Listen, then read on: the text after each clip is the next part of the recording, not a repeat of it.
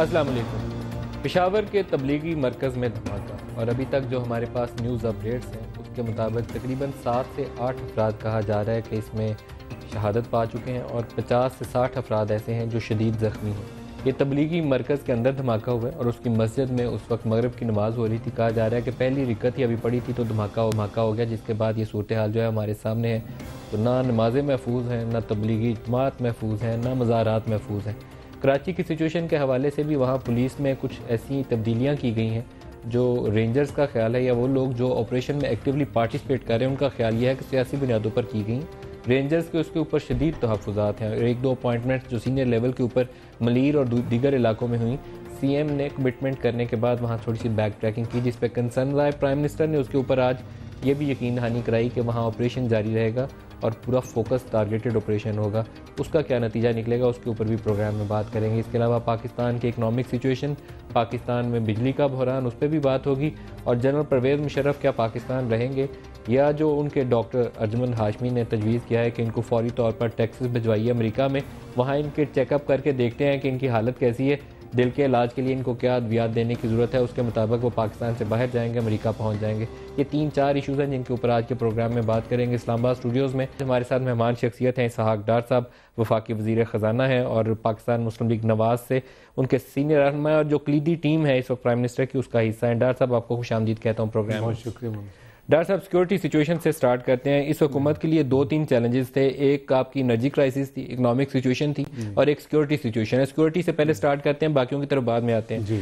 आज फिर धमाका है। रोजाना प्रोग्राम शुरू करने से पहले ऐसे ही होता है कि हम कोई और टॉपिक लेकर बैठते हैं और शुरू करने से पहले कहीं बम फट जाता है, कहीं सुसाइड अटैक हो जाता है, किसी को टेरर थ्रेट आ जाती है। तो ये पाकिस्तान के हालात किस तरफ हमें लेके जा रहे हैं?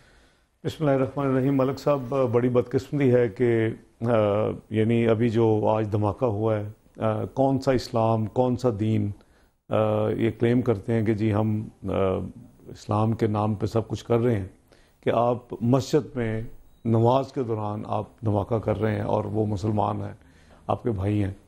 तो ये जो आपको याद होगा जो ऑल पार्टीज़ कॉन्फ्रेंस हुई थी, उसमें ये फैसला हुआ था डायलॉग का ऑप्शन, ये हमेशा रहा है। लेकिन मेरा ख्याल है कि वक्त आ गया कि एक टाइम ड्रॉ करना पड़ेगा, एक कट ऑफ डेट कि अगर उस वक्त तक ये काम नहीं होता तो फिर महल स्टेट को, हुकूमत को अपना जो है कोई दूसरी ऑप्शन की तरफ जाना होगा। ये अनलिमिटेड या अनएंडेड एक टाइम फ्रेमवर्क, ये नहीं कि आप अगले 2 साल या 3 साल की लग्जरी नहीं है आपके पास। कुछ लोग हैं, और हम भी, हमारी पार्टी भी उन्हीं में से थी जो डायलॉग की, जिसने पूरी तरह सपोर्ट किया, ना सिर्फ अब किया बल्कि जब अपोजिशन में थे उस वक्त भी किया। आपको याद है अक्टूबर जो डॉक्टर साहब, लेकिन आपकी हुकूमत के ऊपर एक तनकीद जारी है। आज आपने ये अच्छी स्टेटमेंट दी है, मेरे ख्याल में पॉजिटिवली ली जाएगी जी।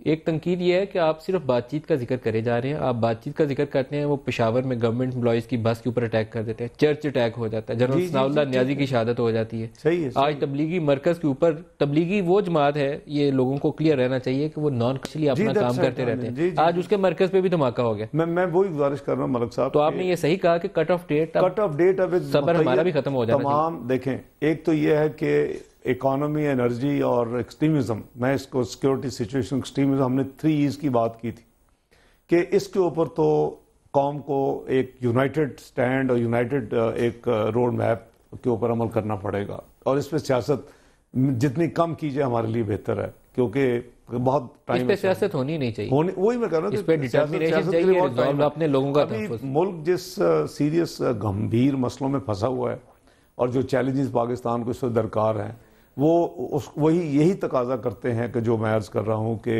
हम भी सबसे बड़े सपोर्टर थे। आपको याद होगा अप्रैल 2009 में जो रिपोर्ट नेशनल सिक्योरिटी कमेटी, जो जॉइंट पार्लियामेंट्री कमेटी थी बनी, मैं उसमें मुस्लिम लीग नून का नुमाइंदा था, उसमें भी हमने ये लिखा 3 Ds।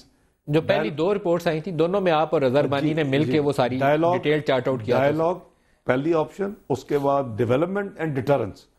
लेकिन अब 6 साल हो गए हैं, 6वां साल शुरू हो गया है, उसका नतीजा आपके सामने का नहीं निकला और सूरत हाल खराब हो गई। सूरत हाल मजीद ख़राब होती जा रही है।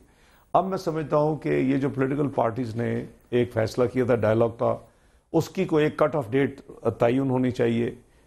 ये आपने देखा कि कोई थोड़ा सा लल था, खामोशी थी कुछ अर्सा, और ऐसे अब लग रहा है कि शायद रीग्रुपिंग हुई है और ऑल ऑफ ए सडन पिछले चंद 2-3 हफ्तों में एकदम से एक्सेलरेट कर गया मामला। कभी डर साहब वो नेचुरल था जो कुछ हुआ है। हकीमुल्लाह महसूद जब मारा गया ड्रोन हमले में, उसके बाद फजलुल्लाह अफगानिस्तान से पाकिस्तान आया, उसने अपने पैर पक्के किए हैं और उसके बाद अटैक शुरू हो गए। और यू नो वेरी वेल उसकी हिस्ट्री जो थी, तरीके नफाज शरीयत मोहम्मदी से जब पीस डील हुई थी तो उसके बाद उसको खराब करने में फजलुल्लाह का किरदार था। तो अब स्टेट को अपना रिजॉल्व शो करना है, अपनी डिटर्मिनेशन ताकत दिखानी है। अब मैंने जैसे अर्ज किया कि आई थिंक इसमें ज्यादा ऑप्शंस नहीं है। तमाम पार्टीज को ये फैसला करना चाहिए पाकिस्तान के इंटरेस्ट में, क्योंकि आप देखें कि मसलन हरमैन शरीफ है में एक कुरान भी कहता है कि वहाँ आपको कत्ल या खून नाहक है, इवन आप किसी परिंदे को भी नहीं मार सकते। ठीक है, आप जब आपको याद होगा जब 80s में कैप्चर किया तो ये जो फितना है ये वर्चुअली अब ये कन्वर्ट हो रहे हैं टुवर्ड्स क्लोजर टू फितना डेफिनेशन इन माय ओपिनियन, कि अगर आप उस तरफ चले गए हैं और आप बात मानने के लिए तैयार नहीं है, हुकूमत डायलॉग चाहती है, हुकूमत कह रही है, सारी पार्टी चाहती है, ये कंसेंसस फैसला था कि डायलॉग किया जाए और वो, लेकिन ऑब्वियसली वो पाकिस्तान की रेट को, पाकिस्तान के आइन को, इसको एक्सेप्ट करें और आप पीस की तरफ, अमन की तरफ चलें। अगर ये नहीं होगा तो फिर मैं समझता हूँ कि हमारी अल्लाह के फजल से कैपेसिटी है पाकिस्तान की, पाकिस्तान के लॉ इन्फोर्सिंग एजेंसीज हैं जिसमें आर्म्ड फोर्सेज शामिल हैं, वो इसको हैंडल कर सकते हैं। और डर साहब एक आपकी बात से आज चीज़ अच्छी लगी कि एटलीस्ट आप में क्लैरिटी है, आप कंफ्यूज नहीं है इस इशू के ऊपर, क्योंकि मुझे आपकी हुकूमत के ऊपर एक शिकवा ये है कि आप लोग मुसलसल लगता ये है कि एक वो होता है ना माफियों वाला रवैया कि हाथ जोड़ रहे हैं बस और अटैक नहीं करना, हम बस बातचीत की तरफ आ रहे हैं जी, कि वो तो फिर हमें कहीं का नहीं छोड़ेगा। हमने बहुत टाइम दिया। मैंने जैसे कहा कि 2009 से ये काम शुरू हुआ है, आज अप्रैल 2009 रिपोर्ट पहली थी और उसमें मैं इन्वॉल्व था, दूसरी में इन्वॉल्व था। हमने हमेशा सपोर्ट किया डायलॉग। इवन प्राइम मिनिस्टर साहब ने ओबामा की मीटिंग में जो चंद हफ्ते पुरानी है उसमें भी यही कहा कि हमारी फर्स्ट ऑप्शन है, लेकिन उस दूसरी तरफ से ये जो रिस्पॉन्स आ रही है वो ये शो कर रही है कि उनको कोई परवाह नहीं है, उन्होंने रीग्रुपिंग की है। इस तरह पाकिस्तान के लिए मैं समझता हूं प्राइम मिनिस्टर कमिटेड है इस काम के लिए। प्राइम मिनिस्टर बड़ी क्लैरिटी है, वो देखें ना। अब आप दो चीज़ें, एक ऑपरेशन के हवाले से जो आप फरमा रहे, कल मुझे सवाल भी हुआ कराची चेंबर और फिर आपकी साइट एसोसिएशन और टेक्सटाइल, ये इन्होंने बहुत बड़ा इज्तिमा किया था। मैं कराची में था इस्लामिक बैंकिंग के लिए, तो ये दूसरी मीटिंग थी पीसी में कराची में।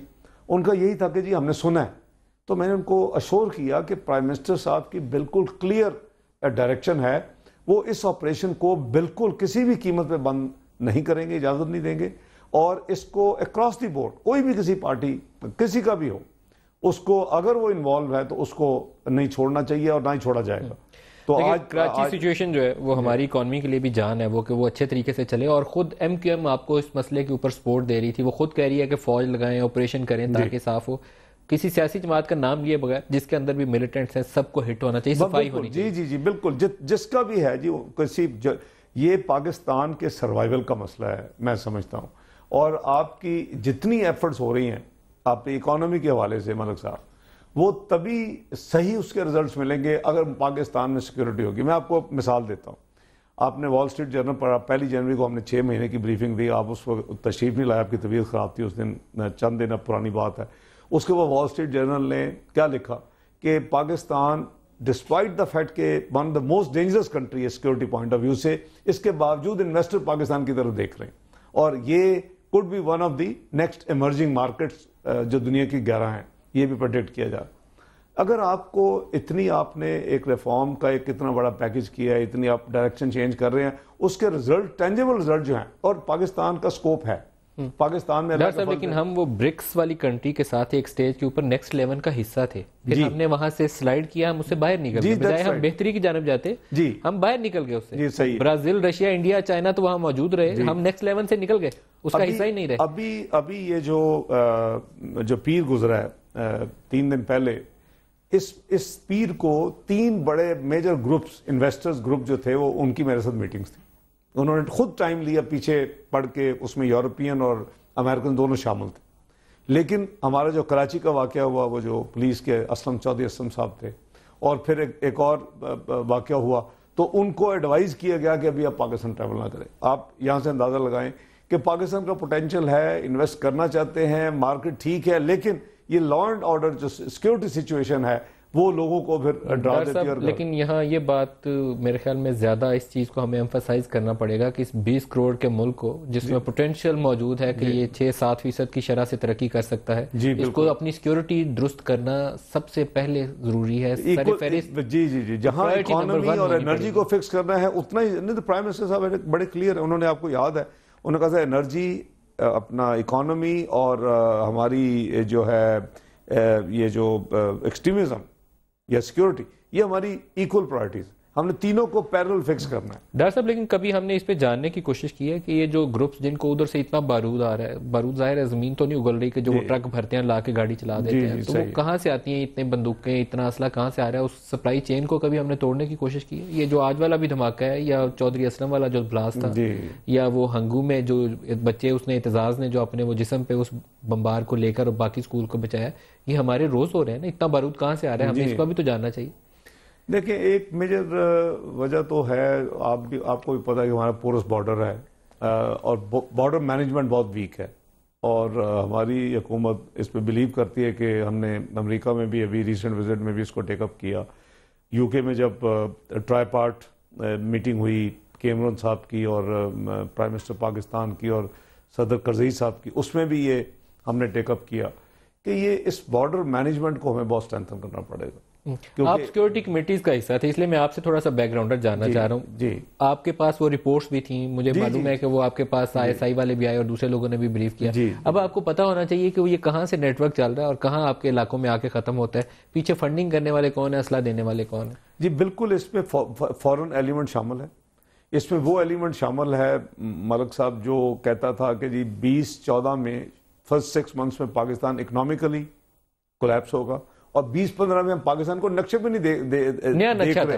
हाँ, 2015, अगला साल 2015। आपका ख्याल है वो एलिमेंट इसमें शामिल है? बिल्कुल इसमें शामिल है, और उसके मेलाफाइड डिजाइन इसमें शामिल है। पाकिस्तान को ये अल्लाह का करम है कि पाकिस्तान जो वो प्रिडिक्ट कर रहे थे अब तक, वो पाकिस्तान वहां से निकल गया, बलूचिस्तान का नक्शा बना हुआ था। लेकिन वो जो आपकी सिक्योरिटी अभी सिचुएशन जो स्टेबलाइज नहीं हो रही, उससे खुदा ना खास्ता हमें अभी भी जो पोटेंशियल हमारा हो सकता है, जो पाकिस्तान को फायदा हो सकता है, इसकी GDP को, इसकी इकोनॉमी को, इनके लोगों को रोजगार, आपकी इन्वेस्टमेंट, FDI, वो सारी अभी मैं समझता हूं कि 30-40% भी आप अचीव नहीं कर पाए। और ये जितने अटैक से, हमारी कामरा बेस का हो, मेहरान बेस का हो, या हमारे दूसरे GHQ के ऊपर अटैक हैं, ये फुट सोल्जर्स सारे हमारे लोग थे जी। चाहे इसकी प्लानिंग, फंडिंग, पैसा, असला वो बाहर से कहीं से भी आया था, फुट सोल्जर्स यहाँ से थे। इसलिए इन ग्रुप्स को टैकल करना बहुत जरूरी है। बिल्कुल, आई फुली एग्री। ये वो हायर्ड असेसन वाला रोल है कि आप पैसा दें और जो काम मर्जी करवा लें, वही किरदार हो गया ना जी। जी बिल्कुल यही हो रहा है।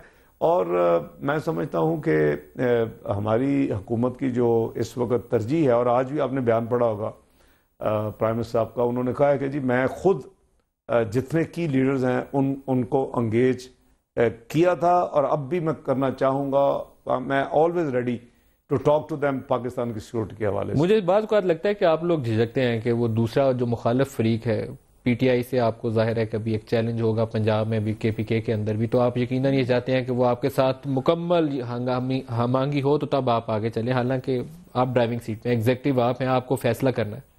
नहीं, मैं समझता हूं कि उनको भी मुल्की मुफाद में चाहिए कि जो बेहतरीन है।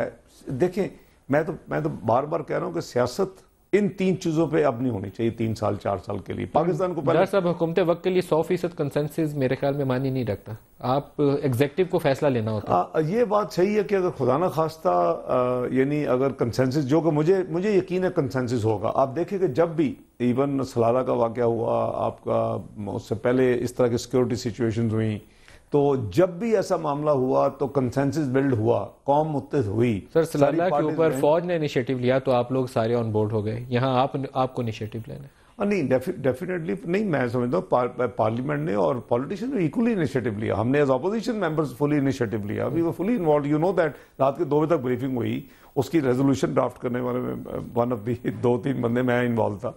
तो वो बात यह है कि हमें इसको अब मैं टाइम की बात कर रहा हूँ कि अब हमारे पास टाइम नहीं है। अब टाइम नहीं, अब हमने बहुत टाइम दे दिया। अब मेरा ख्याल कट ऑफ डेट अनाउंस हो जानी चाहिए कि जी यहाँ तक हमारे पास टाइम है, फैसला हो जाए, सब पार्टीज बैठें प्राइम मिनिस्टर साहब के साथ और फैसला करें कि जी एक्स डेट है, या तो डायलॉग शुरू होगा और इसका नतीजा निकलेगा, या फिर हम दूसरी ऑप्शन की तरफ हम चलेंगे। उस लॉ ऑफ द लैंड जो है उसको अगर अबाइड करते हैं तो फिर तो डायलॉग की ऑप्शन होनी चाहिए। अगर जो नहीं अबाइड करता उसके लिए तो बेईमानी मेरे ख्याल कॉन्डोन स्टार्ट हो जाना वो तो प्रायर कंडीशन है ना मालिक साहब, वो तो हमारी हुकूमत कह चुकी है, इंटीरियर मिनिस्टर ने बयान दिया है, वो तो जाहिर है कि उसके बगैर तो मुज़ाकरत का सवाल ही पैदा नहीं होता। आप ये तो नहीं कर सकते कि आपको रिकग्नाइज ही ना करें और वो कहेंगे जी नहीं, या कफार का निज़ाम है, वो तो ये कहता है जी नहीं वो नहीं, वो तो फिर non starter. General Pervez Musharraf के ऊपर भी एक आध सवाल कर लें, फिर हम इकॉनमी की तरफ भी आए। जैसे आपकी मर्जी। जनरल परवेज मुशर्रफ साहब के मुतल्लिक र्यूमर ये है कि आप लोग उनको रास्ता दे रहे हैं, अमेरिका और सऊदी अरेबिया ने कोई रोल अदा किया, तो वो मेडिकल रिपोर्ट्स की बुनियाद के ऊपर अदालत से मोहर लगेगी और आपकी हुकूमत उन्हें पाकिस्तान से बाहर जाने देगी। Is it part of A bigger deal जो पोलिटिकल डील? साहब ये एक मफरूज़ा है, इस मुल्क में हमारे मफरूज़े पे ही हम चलते हैं और स्पेकुलेशन होती है, या एक तरफ दूसरी तरफ हम प्रजम्पशंस और विम्सिकल चीज़ों के हमारे मुल्क में बन जाती हैं। एक तो यह है कि अगर हमने कोई एक्शन लेना होता तो हमारे लिए 12 अक्टूबर 1999 का भी मौजूद है, क्योंकि उसकी जो आर्टिकल 6 के हवाले से जो इम्यूनिटी थी वो आपको याद है 18वीं तरमीम में रिवर्स कर दी गई थी। अच्छा, आपके मुंह से दोबारा सुन लूं क्योंकि बहुत से लोग इस पे इब्हाम का शिकार हैं। जो 17वीं तरमीम ने 18वीं जो 17वीं तरमीम ने तहफ़्फ़ुज़ दिया था, 18वीं तरमीम ने वो तहफ़्फ़ुज़ खत्म कर दिया। ये पहली दफा हुआ, जितने पिछले मार्शल लॉ थे उसको तहफ़्फ़ुज़ दिया गया और तहफ़्फ़ुज़ आज तक है। पहली दफा हुआ कि 17वीं तरमीम में जो तहफ़्फ़ुज़ 12 अक्टूबर 1999 के कू को दिया गया था वो 18वीं तरमीम में via a new article 270AA आइन में डाला गया और उसको रिवर्स खत्म कर दिया। तो आपकी हुकूमत अगर चाहे तो 12 अक्टूबर 99 का ट्रायल भी कर सकती है।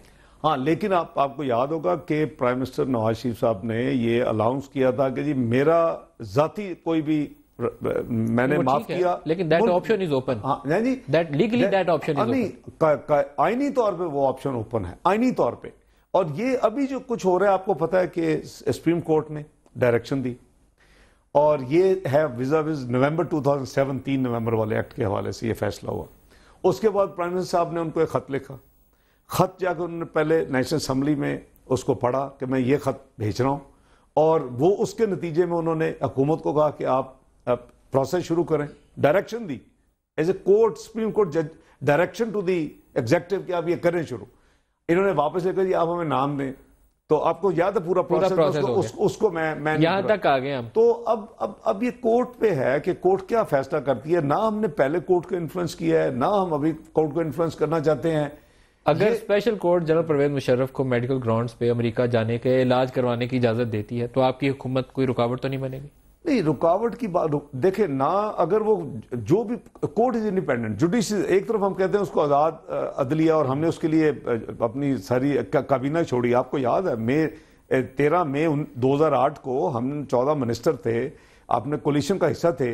मियां नवाज शरीफ साहब ने 9 मार्च 2008 को एक ही पॉइंट पे कोलिशन की थी, एक 1 पॉइंट एजेंडा बुरबान में, आपको याद है जरदारी साहब के साथ, कि जी आप 30 दिन के अंदर जुडिशरी को रिस्टोर करेंगे, जजों को बहाल करेंगे, उनको हाउस अरेस्ट खत्म करेंगे और वो जाके अपनी सीटों पे बैठ जाएंगे। ये हुआ। उन्होंने थोड़ी एक्सटेंशन मांगी, 30 अप्रैल 2008 तक नहीं हुआ। उसके बाद उन्होंने एक्सटेंशन मांगी 1 हफ्ता 12 दिन। ब्रेक करीब आ जानी है, कोर्ट जो भी फैसला करे, कोर्ट जो भी फैसला करे जी। आई थिंक अगर हम एक तरफ हम कहते हैं अदली आजाद है और आजाद रहनी चाहिए, दूसरी तरफ हम फिर अपने ओपिनियन देते हैं। वैसे तो मामला सब जुडिस है, हमें ज्यादा डिस्कस ही नहीं करना चाहिए, लेकिन कोर्ट जो भी फैसला दे ये तो हम कह सकते हैं। हाँ, ये है कि जो फैसला दे मेरा ख्याल है उसको सब लोगों को जाहिर है वो काबिल कबूल होगा। कोर्ट भी ऐसे हवा में तो नहीं फैसला करेगी ना जी, वो मेडिकल रिपोर्ट दे के करेगी। कोर्ट ने मेडिकल रिपोर्ट मांगी है, देखिए अगर क्रेडिबल है जो भी कोर्ट फैसला करेगी। मैं नहीं समझता कि उसमें कोई दो राय हैं कि जी कोर्ट क्या फैसला, लेकिन प्रिजम्प्ट करना कि जी कोई मेगा डील है, डील शील कोई नहीं है। डील का कोई ऐसे ना, अभी आए थे आपके सामने सऊदी फॉरेन मिनिस्टर ने कैटेगोरिक कहा कि जी आपका इनका दाखिली मामला, मैं इसके लिए नहीं आया। आपको पता है कि उनके बाद सर माजी में भी ऐसे ही होता रहा ना, मामला तो दाखिली था लेकिन एक्सटर्नल फोर्सेस दरमियान में आ जाती है। नहीं, वो तो आपको पता ही है कि वो एक आर्टिकल 6 तो नहीं था ना, वो उल्टा था काम। वो तो basically totally false hijacking case था और उसमें दुनिया ने देखा था कि एक प्राइम मिनिस्टर पाकिस्तान यानी बेचारा हैंग हो गया, जुल्फ़िकार अली भुट्टो साहब। तो खुदा ना खास्ता एफर्ट भी थी, आपके सामने बाकायदा अपील फाइल की गई लोअर कोर्ट के फैसले के अगेंस्ट, एंटी टेररिस्ट कोर्ट के, कि जी मियां नवाज शरीफ को फांसी थी। आपको याद तो है तो मेरा मतलब है कि उस वक्त दुनिया ने अपना रोल अदा किया कि जी ये एक गैर आईनी गैर कानूनी, ये जुडिशरी भी उस वक्त टेम थी। और आपको सारी स्टोरी याद है। ब्रेक ले लें, खैर वो तारीख का हिस्सा है वो चीज़। एक ब्रेक ले लें जी, हमारे साथ रहिएगा।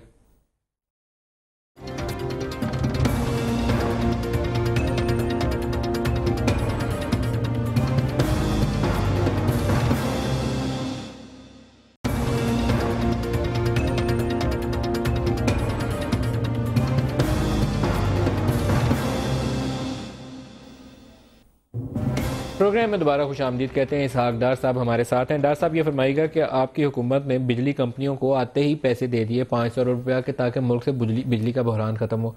अब सर्दियाँ, अभी वो गर्मी की शिद्दत भी नहीं आई, लोड शेडिंग भी हो रही है पूरे पाकिस्तान में, और ख़बरें ये छप रही हैं कि आपका वो जो सर्कुलर डेट था दोबारा तेज़ी से बढ़ रहा है। मलिक साहब, एक तो ये है कि जो पिछले 15 महीने का अनपेड सर्कुलर डेट था, उसको तो हमने वन शॉट 60 डेज़ की अनाउंसमेंट की थी बजट में और 45 डेज़ में क्लियर किया।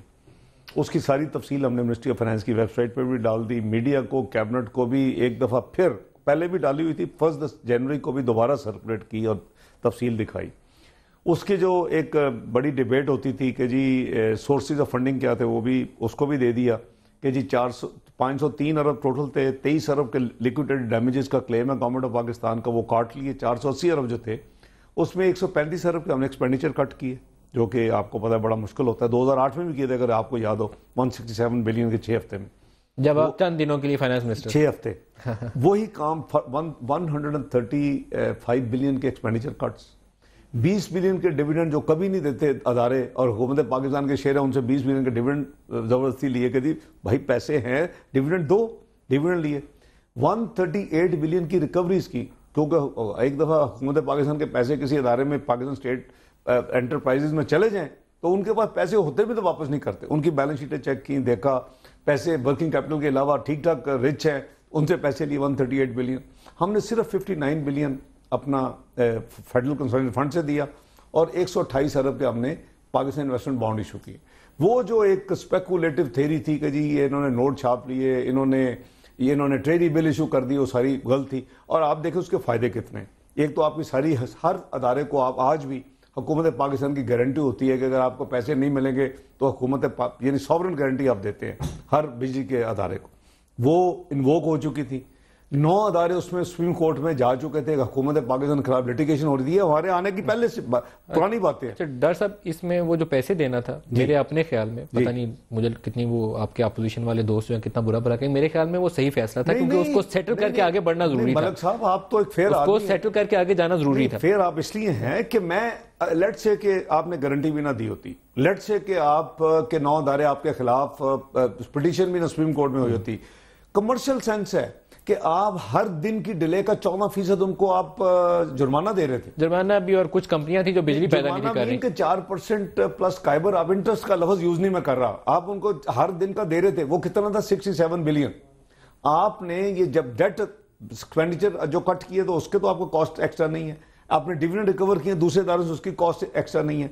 आपने सिर्फ बॉन्ड के ऊपर हर साल 12.8 अरब देने हैं, 10% वाले बॉन्ड है 7 साल के। लेकिन डॉक्टर साहब मसला यहाँ रुका नहीं मुझे है। ये जरा आपकी इस एक कदम से मतलब यू शुड नॉट, क्या कहते हैं वो, क्या क्यों कहेंगे आपको 55 बिलियन की saving to government of Pakistan या पाकिस्तान की आवाम की 55 अरब सालाना सेविंग तो अप्रिशिएट करना चाहिए। हमने ये सीखा कि हमने नेगेटिव सियासत करनी है और हमने कोई अच्छी बात को अच्छी बात नहीं कहना। तो एक तो ये आपकी कानूनन, आपकी एथिकल, आपकी इखलाकन, आपकी लीगल, ये आपकी कमिटमेंट थी और आपको पूरी करनी थी सूनर लेटर। इसका और क्या फायदा हुआ कि 1700 मेगावाट बिजली आपके सिस्टम में आई पैसे देने के बाद। वो तो हो गया, लेकिन मसला हमारा हल नहीं हुआ। नहीं, मैं उधर आ रहा हूं जी, मैं उधर आपने उसके बाद कितने और पैसे दिए? मैं उधर आ रहा हूं। 1700 मेगावाट बिजली आई तो आपके पिछले साल आप उठा के देखें, जो आपकी इंडस्ट्रियल ग्रोथ पहले क्वार्टर की थी 0.4% थी, लार्ज एंड मीडियम स्केल की। अभी आपकी इस पहले क्वार्टर में जब बिजली के पैसे आपने अदा किए तो आपकी 6.8% हो गई। आपके लोग वो कारखाने चल पड़े, आपके लोगों को रोजगार, कई लाख लोग जो बेरोजगार हो गए थे, जो कारखाने बंद थे वो शुरू हो गए। देखिए ना, ये सारी चीजें आपकी इकोनॉमी सीधा करेगी ना ग्रो। आपका जीडीपी ग्रोथ 2.9 से 5% पे चला गया, जो कि आप अभी कहते हैं 6-7 होना चाहिए। हमने भी 3 साल का हदफ रखा है 6-7 का, जैसे आप फरमा रहे। तो इसकी जो एक जो सब्सिडी है या जो आपका सर्कुलर डेट है, सर्कुलर डेट स्ट्रिक्टो सेंसो, यानी जो आप उसकी जो तारीफ है वो है बिजली की कीमतें खरीद और बिजली की कीमतें फरोख्त का फर्क। जब हुकूमत पाकिस्तान ने, मियां नवाज शरीफ साहब ने अनाउंस कर दिया कि जी 200 यूनिट तक मैं किसी एक पैसा नहीं बढ़ाऊंगा और 200 से 300 को ₹2 सब्सिडी दी, तो वो आपका 70% आबादी कवर्ड है। उसके ऊपर जो है लोग वो उन्होंने दिया 480 अरब देने के बाद और कितने पैसे दे चुके हैं आप? 480 अरब देने के बाद आपका पूरे साल के लिए जो करीबन 250 अरब आपको देना पड़ेगा। अभी तक कितना दे चुके हैं? 131 अरब दे चुके हैं। 131 दे चुके हैं और कितना ऊपर चढ़ चुके हैं? नहीं, ये क्लियर है अप टू हमारी जो अभी बैकलॉग कितना है, कब तक, किस डेट तक क्लियर है? ये right up to the recent claim है। वो 4-5 हफ्ते का प्रोसेस होता है ना। Ministry of water and power अपना क्लेम बनाती है, जो उनके सब्सिडी अदारे हैं वो बनाते हैं कि जी ये फर्स्ट क्वार्टर क्लियर है, जुलाई अगस्त सितंबर? नहीं, सब कुछ क्लियर है। 31 दिसंबर तक हमने 2 जनवरी को पेमेंट की है। We had paid up to 31 December 101 अरब, तो आप आए नहीं थे ना उसने, और 30 अरब हमने 2 जनवरी को रिलीज किया। 131 अरब टोटल एस्टिमेटेड 250 अरब देना है, 131 अरब दे चुके हैं। So we are up to date. 250 पे कहानी मुक जाएगी या इससे ऊपर जाएगी? नहीं, वो प्रॉब्लम जो लोग कंफ्यूज हो रहे हैं ना सर्कुलर डेट पे, वो है रिकवरी जो है आपके जो बिल रेज होते हैं सूबों को, जो वो अब लास्ट खबर आई थी कि 490 बिलियन से ज्यादा तो रिसीवेबल 490 तो है ही नहीं, वो 225-226 का फिगर था जो सही फिगर था। वो 440 जो था वो मेरा ख्याल है डिसइंफॉर्मेशन कह लें या कम्युनिकेशन गैप होगा। वो हमारी रिकवरी है। तो अगले 6 महीने भी ऐड कर लिए होंगे ना सर? कुछ 250 जो पहले रहते 250 अगले तक भी ऐड हो गए। वो जो है ना, वो ये हो सकता है जैसे कहा था कि जी 500 अरब के तो नोट छापे होंगे सर्कुलर डेट क्लियर करने के, 200-250 वैसे होंगे, और एक पार्टी लीडर ने कह दिया टीवी में आके जी 800 अरब के नोट छप गए हैं, हालांकि 206 अरब के टोटल नोट छपे हैं। ये नेट जो नेट कितना है, लेकिन टोटल तो आपने कुछ 600 नेट ही होता है। आपसे ज्यादा कौन समझता है कि सरेंडर जो होते हैं तो माइनस करने होते हैं, डिपॉजिट भी चुकाड़ लेते हो ना, वैसे टोटल तो 600 सरेंडर जो सरेंडर होते हैं तो वो तो माइनस करने होते हैं। जो आप नए प्रिंट करते हैं जो सरेंडर होते हैं ऑलवेज नेट फिगर, तो उसको 200 क्योंकि उन्होंने प्रिज्यूम कर लिया था ना, जैसे 250 की जी गल कर उसका मैं जवाब दे रहे हैं। तो वो बेसिकली इसी तरह वो अभी जो सर्कुलर डेट है। अच्छा, आजकल जो लोड शेडिंग हो रही है, आपको पता है सितंबर अक्टूबर में लोड शेडिंग नहीं हुई, आपके घर में भी नहीं हुई होगी, 2.25 महीने लोड शेडिंग नहीं हुई। अभी जो लोड शेडिंग हो रही है वो बेसिकली एक तो आपका हाइडल ड्राई हो जाता है, आपको भी पता है इन महीनों में। दूसरा आपकी कनाल की डी सिल्टिंग होती है, बाल सफाई जिसे कहते हैं, वो हो रही है। तीसरा आपका चॉइस थी कि आप 2-3 घंटे की एक्स्ट्रा लोड शेडिंग नॉर्मल से कर लें तो आप इंडस्ट्री को चलाते रहें ताकि लोग बेचारे बेरोजगार ना हो। वो चल रही है, 2 दिन गैस दी जा रही है उनको, ये भी आपको पता होना चाहिए कि आप कारों में जो गैस डाल रहे हैं इसको क्यों नहीं बंद करते? इसके ऊपर आपको फैसला देखिए, इसके जब तक आपकी एलएनजी नहीं आती इसके ऊपर मलिक साहब बहुत एक्सट्रीम 2 राय है। आज आप बंद करके देख लें, इन्हीं प्रोग्राम में आपके शायद नहीं होंगे चूंकि आप बिलीव नहीं करते, तो वही हो रहा है जी बंद कर दिया।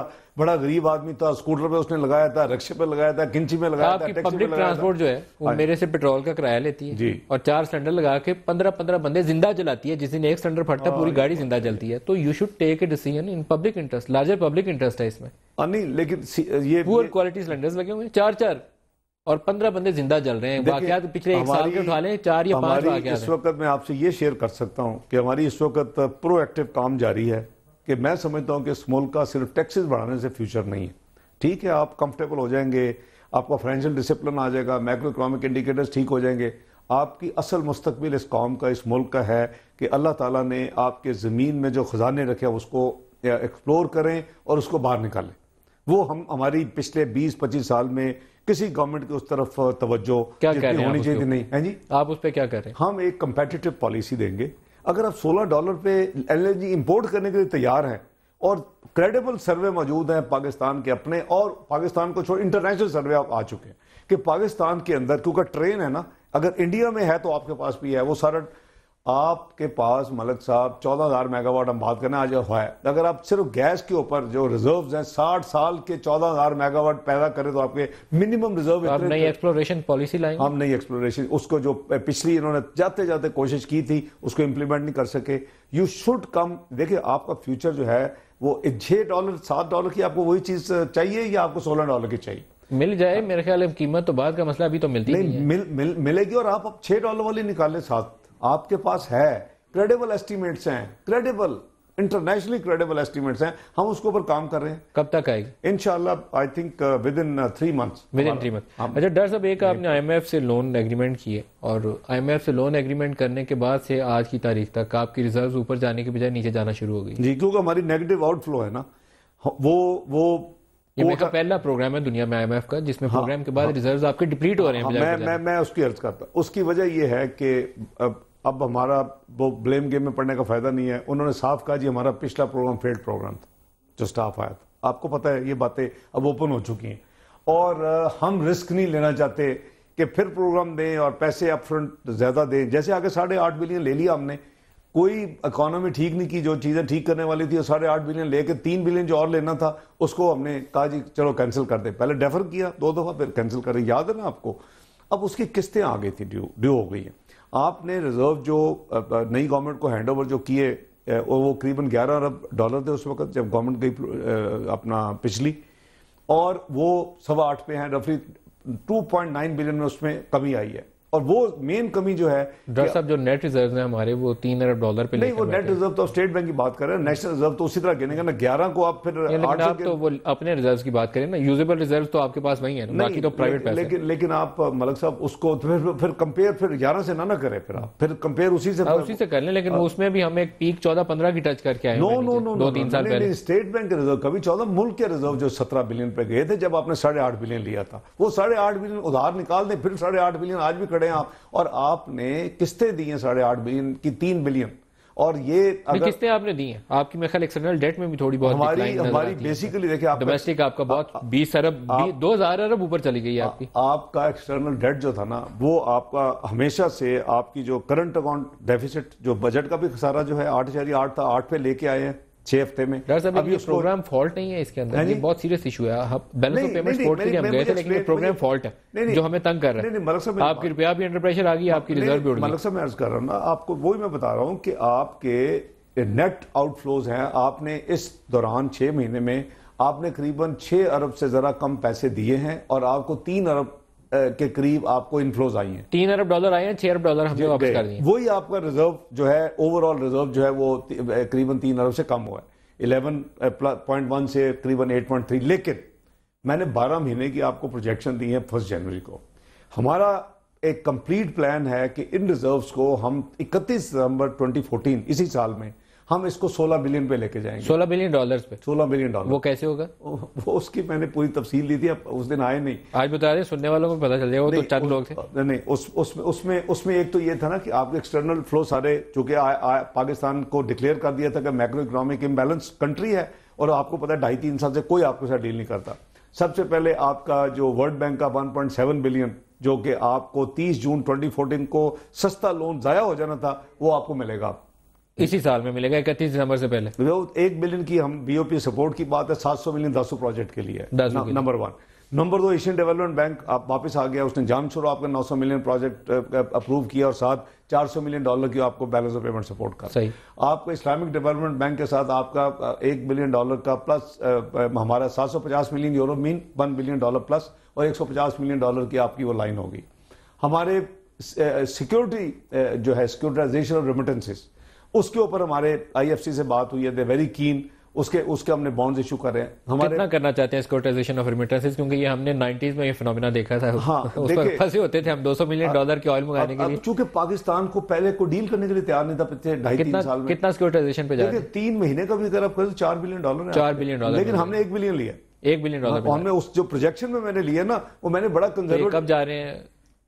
ये तो बैंकिंग कंसोर्शियम से आपको करना है। वो we are working on that. 500 million का पहला ट्रेंच करेंगे, जो कि पिछली गवर्नमेंट ने पूरी कोशिश की, लेकिन कोई रेडी नहीं हो उसके लिए। लेकिन हमारे साथ दे आर फुली एंगेज्ड। ये IFC इज इंटरेस्टेड कि आप ग्लोबल रुपी बॉन्ड इशू करें। IFC उसको अंडरराइट कर रही है। वो $1 बिलियन ग्लोबल बॉन्ड के ऊपर, वो इंडिया का भी उन्होंने किया। It was very successful, they are ready to do with this. वो मुझे but global bond is different, euro bond की तरह आप इसको लाएंगे? नहीं, ग्लोबल बॉन्ड में ये है कि रुपी का होगा, रुपी डिनोमिनेटेड। हाँ, वो $1 बिलियन इक्विवेलेंट, तो आपको डॉलर मिल जाएंगे और आप UAE और सऊदी अरेबिया वगैरह को टारगेट मुख्तलिफ। तो इसलिए हमारी मल्टीपल जो है इस वक्त जो है अंडर प्रोसेस है, और ये सारे जो हैं आपका करंट अकाउंट डेफिसिट मीट करने के बाद। लेकिन रिपीट डिनोमिनेटेड आपको फायदा क्या है? आपके तो फॉरेक्स रिजर्व्स अंडर प्रेशर है। नहीं, रिपीट डिनोमिनेटेड आपका ये फायदा है कि आपको अपना फॉरेन एक्सचेंज एक्सपोजर नहीं है। $1 बिलियन आ जाएंगे, रुपए में बॉन्ड होंगे, पेमेंट करेंगे तो आपको उसकी जैसे पीए भी है, तो ये तो बहुत फायदा है कि आप तब तक आपकी 15% की डेप्रिसिएशन होगी तो डबल कॉस्ट हो जाएगी। कौन सी डेप्रिसिएशन हुई है? रुपया तो आपका इतना अंडर प्रेशर है। 11 पे गई थी तो मलिक साहब अभी तो 105.50 है। 105 पे लाए हैं तो क्या पता लगना है एक झटका पड़ना है 6 पे 12 पे चली जाएगी। $3 अरब ऐसी बातें आप भी करना शुरू हो गए। 98, 99 को आप कहेंगे एक झटका लगेगा तो 101, 102 पे आ जाएगा। मैं तो उसका हामी हूँ, वो जो 98 के धमाकों के बाद किया था अभी भी करें, लेकिन हमारे जो रिजर्व्स हैं इस वक्त वो बड़ी खतरनाक सूरत है। इंशाल्लाह रिजर्व की अभी आप देखेंगे कि इनफ्लो शुरू हो जाएंगे और टोटल जो हमने प्लान किया है मुख्तलिफ, और मैंने ये भी अर्ज किया था कि अगर कोई चीज मटेरियलाइज नहीं होगी जो बताई है, ऑल्टरनेट प्लान भी है। अच्छा, वो मेरा ख्याल है बेहतर है कि मुझसे तफसील में ना जाए। आपकी जो प्रोजेक्शन है आप देखेंगे कि फरवरी के एंड से ऑनवर्ड्स आपका मसलन $1.5 बिलियन आपका CSF में फंसा हुआ है। आपके 5 क्वार्टर CSF पे आने लगा था। अमेरिका से जो पैसे हैं हमारे, वो मेरे ख्याल में 2012 के बाद से आपके पैसे नहीं अभी तक आए। नहीं, 2012 का अभी जो सितंबर क्वार्टर लिया था हमने आके, जब से आया 6 महीने में एक पेमेंट बड़ी मुश्किल रिलीज करवाई, 322 मिलियन आपको याद है। अभी जो 31 दिसंबर का जो क्वार्टर है उसके पीछे लगे हुए थे। $352 मिलियन का हमारा वो फाइनल बिल 380 का था, 11% करीबन कटा है उसमें अनवेरीफाइड एक्सपेंडिचर के नाम पे, तो 352 का उन्होंने फाइनल साइन। लेकिन ये 31 दिसंबर 2012 की पेमेंट 12 की पेमेंट है, 2013 नहीं अभी आपका अभी 2013 का बिल पहले क्वार्टर का गया हुआ है 400 मिलियन के करीब, वो अभी प्रोसेस में है और उनकी स्टेजेस आपको पता है 8 है।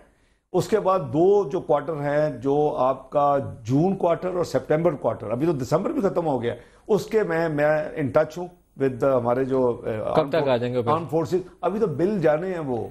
तो ये आपका $1.5 बिलियन। आप अमेरिका जाएंगे? अभी सुनने में आ रहा है स्ट्रेटेजिक डायलॉग प्रोसेस है, उसमें फाइनेंस मिनिस्टर को भी मेरे ख्याल में जाना चाहिए, क्योंकि पैसों के साथ तो मामला जुड़ा हुआ है। वो हमारा इकोनॉमिक ग्रुप होता है, और मैं अभी पता नहीं आप शायद बग कर रहे हैं क्या करें, आज ही प्राइम मिनिस्टर साहब से ये बात हो रही थी, हमारा वो स्ट्रेटेजिक डायलॉग तो होने जा रहा है, लेकिन अभी अक्टूबर में मेरी उनसे मीटिंग हुई है और फिर अप्रैल में स्प्रिंग मीटिंग्स आनी है, आपको भी पता है 9-10 स्ट्रेटेजिक डायलॉग तो इसी महीने के एंड में होगा ना जी, जनवरी के एंड में अमेरिका जाएंगे सरताज साहब भी, तो आपके इम्कानात हैं साथ? मैं मोस्ट लाइकली मैंने रिक्वेस्ट किया है कि इतनी जल्दी, अभी अक्टूबर में बात हुई, हम यहाँ से भी बात रोज करते रहते हैं, कोई ऐसा मसला नहीं है, जो तो उसी के साथ लिंक करेंगे ताकि कॉस्ट ना पड़े।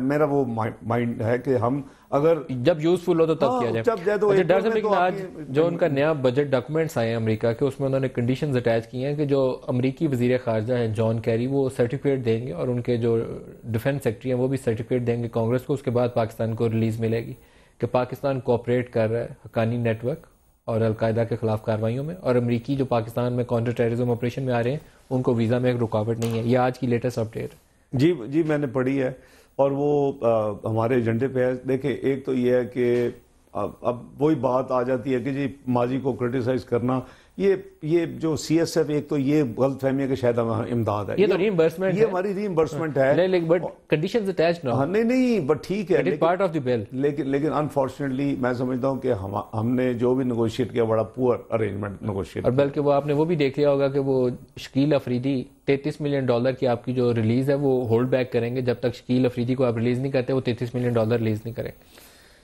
मैंने वो भी पढ़ा। देखिए ना, ये हमारे रीइंबर्समेंट ऑफ एक्सपेंसेस हैं, ये काश के उस वक्त हम अपने एज ए कॉम कह रहा हूँ कि हम ज़रा केयरफुल होकर मुआहदा करते। हम इत्तसालात जैसे मुआहदे कर लेते हैं, हम ऐसे मुआहदे कर लेते हैं और उसके बाद फिर हम भुगतना पड़ता है 7 साल। हमारे पैसों में बाई $800 मिलियन, वो भी इत्तसालात की भी रिकवरी में शामिल है मेरे टॉप एजेंडे पे। वो आपका ख्याल था कि आपने जल्दी ले लेने, अभी तक आए नहीं है, लेकिन अभी वो कन्विंस हो गया मेरे फार्मूले के ऊपर पहली दफा कि जी मैंने कहा जी आपने पूरा PGCL नहीं खरीदा। वो टाइटल्स वगैरह, लैंड टाइटल्स, प्रॉपर्टीज का इशू ठीक हो गया, 50 के करीब ट्रांसफर हो गई आउट ऑफ 131। लेकिन मैंने अभी वजीर खारजा आए थे, प्राइम मिनिस्टर साहब के साथ उनकी मीटिंग हुई, तो हमने उनको ये रियलाइज करवाया कि भाईजान आपने सिर्फ 26% खरीदा हुआ है। अगर आपके बंदे या आप ये कहते हैं कि जी $600-700 मिलियन की प्रॉपर्टीज हैं तो डिडक्ट 26%। आपने 100% PTCL नहीं खरीद लिया, तो ये आपने इत्तसालात ने प्रॉपर्टीज तो नहीं खरीदी ना, आपने शेयर्स खरीदने PTCL में। अगर उसकी बैलेंस शीट में अल्लाह न करे कोई नुकसान होता है, नफा होगा तो वो भी 74 पाकिस्तान का है, 26 आपका है। अगर नुकसान हो जाता है इन प्रॉपर्टीज की वजह से, यानी एसेट में नुकसान होता है, तो 74 तो हमारा ऑटोमेटिकली इनडायरेक्टली होगा नुकसान। तो वो उनको कुछ समझ आ गई है। और साथ हम प्रॉपर्टीज भी कर रहे हैं। कब तक पैसे आ जाएंगे? ना मेरी तो काश की मेरी तो कोशिश थी कि हम कोशिश कर रहे हैं जल्दी अल्लाह, लेकिन 7 साल ये भी देखेंगे, एक तरफ 7 साल एक तरफ 6 महीने। तो ये इस बेसिस के ऊपर कभी उनसे पैसे किसी ने डिमांड नहीं किए, इस आर्गुमेंट के साथ कि जनाब आपने उम्मीद रखें 30 मार्च से पहले आ जाएंगे, इस क्वार्टर एंड से पहले इंशाल्लाह बल्क ऑफ इट। प्रॉपर्टीज कोई 20 के करीब ऐसी हैं, उसमें एक बहुत बड़ी प्रॉपर्टी गिजरी में जो आपको पता है रेजिडेंशियल, वो काफी 2 मुरब्बा पे फैली हुई है, वो प्रॉपर्टीज कुछ 20 के करीब लिटिगेशन में है। उसके अलावा प्रॉपर्टीज पे पूरी तरह हमारी हुकूमत लगी हुई है, वो चारों सूबों में है। जाहिर है मैं अभी भी कल कराची में था तो यही बात करके आया था मुराद निशात साहब के साथ। $150 मिलियन रख के बाकी दे दें, हमारा $600-700 मिलियन आ जाए तो इस वक्त सारा प्रेशर खत्म हो जाएगा रुपए पे। आप ही की बात की है कि जी अगर आप 26% 800 मिलियन भी समझे कि प्रॉपर्टी की वैल्यू हो तो $600 मिलियन तो देना हमें। तो इन्हीं लाइनों पे बात हो रही है। प्राइवेटाइजेशन पे भी आपसे पूछ लें, प्राइवेटाइजेशन आप स्टेट ओन्ड एंटरप्राइजेस की तरफ जा रहे हैं, जो करना चाहिए, जो लोग मुखालफत करते हैं वो राइट चॉइस नहीं है, लेकिन इस पे ट्रांसपेरेंसी बहुत बड़ा सवाल है, कितने ट्रांसपेरेंट होंगे आप? 100% ट्रांसपेरेंसी हमारे जो 3-4 हॉलमार्क हैं मैनिफेस्टो में जिस पे हमने इलेक्शन लड़ा, इंशाल्लाह वो हम उसको अपहोल्ड करेंगे। एक ट्रांसपेरेंसी, शफाफियत, दूसरी गुड गवर्नेंस। आप टॉप लेवल पे आपको कोई स्कैम नजर नहीं आएगा इंशाल्लाह। और पाकिस्तान की रेटिंग में हमने नहीं 12 नॉचेस अब इंप्रूव हो चुकी है। ट्रांसपेरेंसी इंटरनेशनल जितने इदारे उन्होंने कहा जी एक करप्शन में टॉप लेवल पे जो कि कमी हुई है तो Pakistan has improved it's rating internationally. तीसरा ये है कि good governance and zero tolerance for corruption, that is absolutely important for us. इसमें किसी किस्म की जो कॉम्प्रोमाइज ऑन ट्रांसपेरेंसी वो बर्दाश्त नहीं होगी। प्राइम मिनिस्टर साहब मेरे पास इस वक्त प्राइवेटाइजेशन का है, लेकिन यू नो कि प्राइवेटाइजेशन कमीशन के चेयरमैन अपॉइंट हो चुके हैं, बोर्ड के इंडिपेंडेंट बोर्ड है, मैं मिनिमम इंटरफेरेंस मेरी है, मैं बिल्कुल। प्राइम मिनिस्टर अपने फेवरेट्स तो नहीं अंदर घुसाने के लिए जोर लगाते? नहीं, देखिए प्राइम मिनिस्टर साहब ने उसमें क्या लेना है या हमने क्या लेना। देखें मेरा ख्याल है कि ये डिफरेंट इस वक्त तीसरी दफा PMLN की जो गवर्नमेंट है इसके असूल टोटली बहुत इंप्रूव्ड है, शफाफियत के हवाले से, गुड गवर्नेंस के हवाले से और जीरो टॉलरेंस ऑफ करप्शन के हवाले से। आपको इंशाल्लाह कोई ऐसी चीज नहीं मिलेगी जिसमें, देखिए वैसे प्रिजम्पशंस के ऊपर कि जी आपने सर्कुलेटेड क्यों दे दिया, मिस्टर ए है या वाई है, भाई कोई भी है, काला चोर है या बहुत बड़ा अच्छा है, अगर उसने आपको ये चीज दी और आपने खरीदी आपको पैसे देने, you know, otherwise court guarantee है, कोर्ट गारंटी आपको यानी फोर्स करेगा कि आप इंटरेस्ट के साथ इनको पैसे वापस। PIA कब तक कंप्लीट करना चाहते हैं? देखिए हम प्राइवेटाइजेशन जो कन्वेंशनल ना उस मॉड पे नहीं जा रहे, हम जा रहे हैं स्ट्रेटेजिक पार्टनर ढूंढ रहे हैं कि क्योंकि हमारे लोगों का बस का रोग नहीं है। इन्होंने साबित कर दिया कि हुकूमत जो है वो अगर अदारे ना ही चलाए तो बेहतर है। जो प्राइवेट यू नो होते हैं स्टेक होल्डर और प्राइवेट सेक्टर के लोग वो ज़्यादा बेहतर चला सकते हैं। इसलिए हमारी प्रेफरेंस ये है कि हम एक तरफ उसको, आपने देखा होगा वेट लीज हमने 4 जहाज ऐड किए हुए हैं, हज ऑपरेशन बड़ा स्मूथ हुआ है, जो करीबन 3.3 अरब महीने का नुकसान हो रहा था वो 1.5 अरब पे आ गया PIA का। अभी हमने 10 और जहाज के लिए ड्राई लीज के लिए ऐड दी थी। स्टील मिल्स और PIA प्राइवेटाइजेशन कब तक कंप्लीट करना चाहते हैं? नहीं, प्राइवेटाइजेशन का लफ्ज मैं समझता ना यूज करें, बेहतर स्ट्रेटेजिक पार्टनर। चलें 26% स्टील मिल्स भी 26% देंगे, उसका भी हमारा 26% दोनों, यानी प्रेफरेंस अनलेस कोई शेयर होल्डर इंटरेस्ट शो करता है कि नहीं मुझे बिगर स्टेक चाहिए। 2-3 मिनट है। PIA में अगर कोई बड़ी मिडिल ईस्टर्न एयरलाइन आ जाती है, जस्ट सवाल के लिए पूछ रहा हूँ, गल्फ एयर आ जाती है, एमिरेट्स आ जाती है कि हम 26% लेके तो आप हमें दे दें, जिनका ऑपरेशन दुनिया में अच्छा सक्सेसफुल चल रहा है, तो आप देना पसंद करेंगे? It will be transparent process. कोई भी ले जो देखे ये प्रोसेस जो है ये किसी को PMLN अपने फेवरेट्स तो नहीं लाना चाह रही, क्योंकि बार बार जो लोग सवाल पूछते हैं ना हमसे कि मियां साहब का कोई जाती फेवरेट तो नहीं है इसके अंदर। नहीं, देखिए मलिक साहब ये बड़ी बदकिस्मती है कि इवन आप पहले वाकया नहीं, आप कहते जी 6.5 लाख टन चीनी खरीदी जा रही, भाई आप वेट तो करें कि इसी फैसला क्या करती है। सबसे पहले अल्लाह को जवाब दें, फिर कौम को जवाब दें, पार्लियामेंट को जवाब दें, आपको जवाब दें।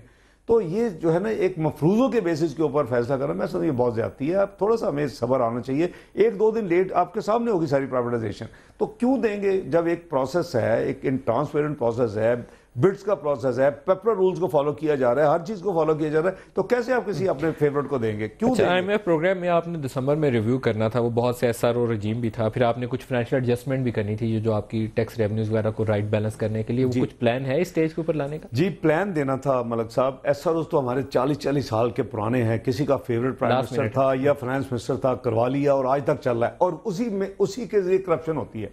यही चीज़ आप इंडस्ट्रियल रॉ मटेरियल के तौर पे अगर मंगवा रहे होंगे यानी इंडस्ट्री के लिए, तो आपको 0 ड्यूटी होगी। मैं मिसाल दे रहा हूँ। और यही चीज़ आप कमर्शियल के लिए मंगा रहे होंगे तो आप 20% या 15% ड्यूटी दे रहे होंगे।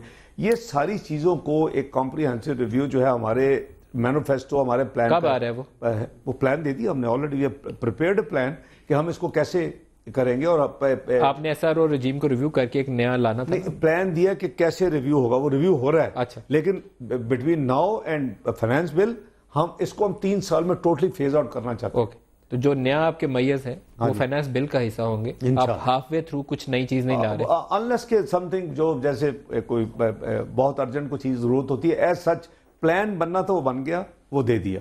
लेकिन there is no major fiscal adjustment नहीं ड्यूरिंग जनवरी फरवरी, जो एक रूमर ये चल रही थी कि आप दिसंबर में करेंगे तो जनवरी में एक बिल आएगा, वो चीज नहीं है। नहीं, ऐसी कोई बात नहीं। तो अब जो भी नई एडजस्टमेंट है, मेजर एडजस्टमेंट जो है, मेजर जो है, अगर कोई चीज बेहतरी के लिए होगी, यानी टैक्स पेयर के खिलाफ नहीं होगा वो, बाय द वे, उनकी अगर बेहतरी के लिए कोई ऐसा रिफॉर्म बहुत ही जैसे न्यू इनिशिएटिव दिए तो वो that was something new. Criticism भी है आपके आईएमएफ के रिव्यू में? देखिए क्रिटिसिज्म तो हर चीज पे होता है ना।